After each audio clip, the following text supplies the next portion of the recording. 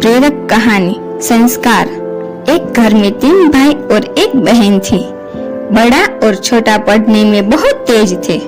उनके माँ बाप उन चारों से बेहद प्यार करते थे, मगर मझले बेटे से थोड़ा परेशान से थे।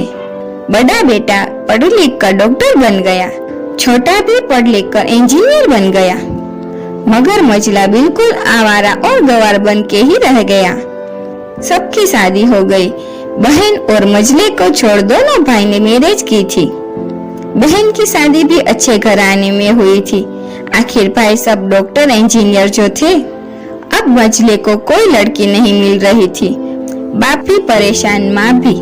बहन जब भी मायके आती सबसे पहले छोटे भाई और बड़े भैया से मिलती, मगर मझले से कम ही मिलती थी, क्योंकि वह न तो कुछ दे सकता था और न ही वह जल्दी घर पे मिलता था। वैसे वह दिहाड़ी मजदूरी करता था। पढ़ नहीं सका तो नौकरी कौन देता। मझले की शादी कई बिना बाप गुजर गए। माँ ने सोचा कहीं अब बंटवारे की बात न निकले, इसीलिए अपने ही गांव से एक सीधी सादी लड़की से मझले की शादी करवा दी। शादी होते ही न जाने क्या हुआ कि मझला बड़े लगन से काम करने लगा। दोस्तों ने कहा, ई चंदू आज अड्डे पे आना। चंदू, आज नहीं फिर कभी दोस्त। अरे तू शादी के बाद तो जैसे बीवी का गुलाम ही हो गया।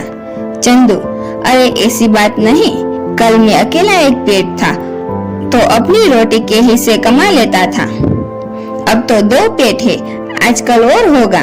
घर वाले नालायक कहते हैं मेरे लिए चलता है, मगर मेरी पत्नी मुझे कभी नालायक कहे तो मेरी मर्दानगी पर एक भली गाली है, क्योंकि एक पत्नी के लिए उसका पति, उसका घमंड, इज्जत और उम्मीद होता है। उसके घर वालों ने भी तो मुझ पर भरोसा करके ही तो अपनी बेटी दी होगी, फिर उनका भरोसा कैसे तोड़ सकता हूँ। कॉलेज में नौकरी की डिग्री मिलती है और ऐसे संस्कार माँ बाप से मिलते हैं।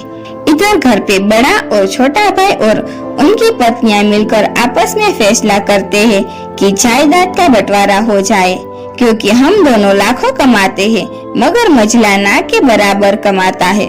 ऐसा नहीं होगा। माँ के लाख मना करने पर भी बंटवारे की तारीख तय होती है।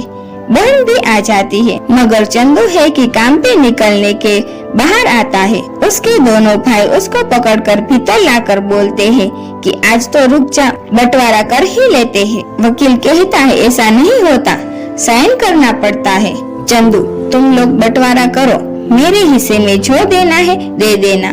मैं शाम को आकर अपना बड़ा सा अंगूठा चिपका दूंगा पेपर पर। बहन, अरे बेवकूफ, तू गवार का गवार ही रहेगा। तेरी किस्मत अच्छी है कि तू इतने अच्छे भाई और भैया मिले। माँ, अरे चंदू आज रुक जा।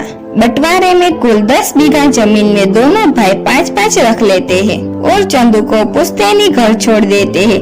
तभी चंदू जोर से चिल्लाता है, अरे फिर हमारी छुटकी का हिस्सा कौन सा है? दोनों भाई हंसकर बोलते हैं, अरे मूर्ख, बंटवारा भाइयों में होता है और बहनों के हिस्से में सिर्फ उनका मायका ही है। चंदू, ओह, शायद पढ़ा लिखा ना होना भी मूर्खता ही है। ठीक है, आप दोनों ऐसा करो, मेरे हिस्से की वसीयत मेरी बहन छुटकी के नाम कर दो। दोनों भाई चकित होकर बोलते हैं, और तू? चंदू माँ की ओर देख के मुस्कुराते बोलता है, मेरे हिस्से में माँ है ना। फिर अपनी बीवी का और देखकर बोलता है मुस्कुरा के, क्यों चंदूनी जी, क्या मैंने गलत कहा? चंदूनी अपनी सास के लिपट कर कहती है, इससे बड़ी वसीयत क्या होगी मेरे लिए कि मुझे माँ जैसी सासू मिली है और बाप जैसा ख्याल रखने वाला पति। बस यही शब्द थे जो बंटवारे को सन्नाटा में बदल दिया। बहन दौड़कर अपने गंवार भैया से गले लगकर रोते हुए कहती है कि माफ कर दो भैया मुझे, क्योंकि मैं समझ न सकी आपको। चंदू, इस घर में तेरा भी उतना ही अधिकार है जितना हम सभी का। बहुओं को जलाने की हिम्मत किसी में नहीं, मगर फिर भी जलाई जाती है, क्योंकि शादी के बाद हर भाई हर बाप उसे पराया समझने लगते हैं। मगर मेरे लिए तुम सब बहुत अजीज हो, चाहे पास रहो या दूर। माँ का चुनाव इसीलिए किया ताकि तुम सब हमेशा मुझे याद आओ, क्योंकि ये वही कोख है जहाँ हमने साथ साथ 9 महीने गुजारे। माँ के साथ तुम्हारी यादों को भी मैं रख रहा हूँ।